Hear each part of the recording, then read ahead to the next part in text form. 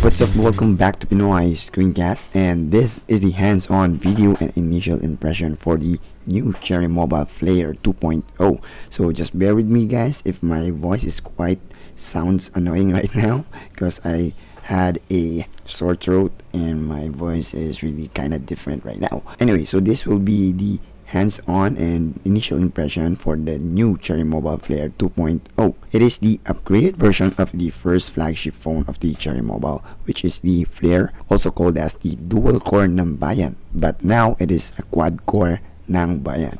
So let's take a look at the specification of this phone. It is now a 4-inch capacitive touchscreen phone with a quad-core CPU running on a 1.2 GHz Qualcomm Snapdragon 200 processor with a Jelly Bean 4.1 integrated into it, and the GPU is a Adreno 203, and also it is a dual SIM slot capable, and the first slot is a WCDMA enabled and a 5 megapixel back camera with a dual LED flash, and also a VGA camera in front and a 512 of RAM. It is also expandable up to 32 GB of micro SD. Although this is an entry-level processor, is said to have an extended battery life feature even though you are running on multiple apps and even switching between them.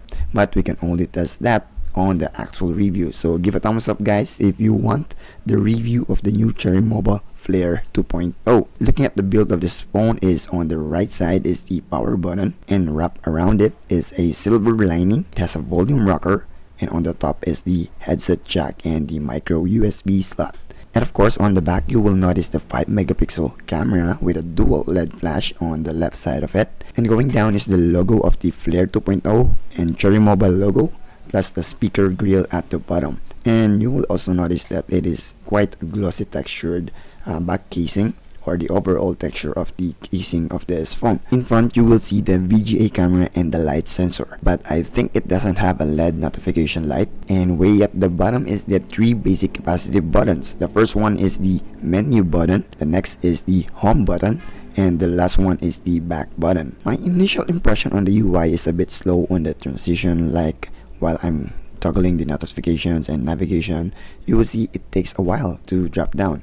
But other than that, so far it is doing great on other stuff. It also has a custom icons with a stock vanilla Android UI. The camera is also a stack up that you will notice on a different basic stock Android. It snaps fine, and also autofocus is working. It also has a very decent output on a good lighting situation. And also, even though the front camera is just a VGA, it seems good when I switch to it. But we will test it more on the actual review, so stay tuned to it. When I open the back, I noticed the SIM slot has an engraved to it. The first slot is a W plus G, which is I think a WCDMA plus GSM, and the second slot is a GSM slot. And looking at the battery, you will see it is a 1550 milliampere, even though they said it is only a 1500 milliampere. Then again, we will be checking it more in depth on our actual review. Checking out the messaging app, it is quite a customized version comparing it to the other release phone of the Cherry Mobile, but I didn't encounter any issue so far of any dead area when pressing on some keys to it, like pressing on the bottom part. You will notice that it is still be pressed even though you're on the edge of the phone. Overall, so far, based on the first impression on this unit, for the price of 3,999, which is the same as the first Cherry Mobile Flare, I think this is a great update if you are planning to go into a quad-core version of a Qualcomm Snapdragon processor. So what do you think guys? It is a thumbs up for you or a thumbs down? So go send in your comments and feedback, and I'll be glad to hear from you guys. Again, if you haven't subscribed on my channel, please do so. Just click on the subscribe button, and also don't forget to like my video, and that will be much appreciated. And also feel free to share it. And again, I'm Arnavino, and see you on my next screencast.